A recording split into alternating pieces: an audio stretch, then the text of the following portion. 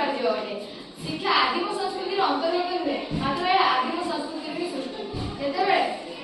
आमे शिक्षा ग्रहण करताउ सेतेबेले आमे शिक्षित होइताउ तेणु आमे विद्यालय को आसी शिक्षा ग्रहण करताउ आमे शिक्षा ग्रहण करिया पय एपरि एक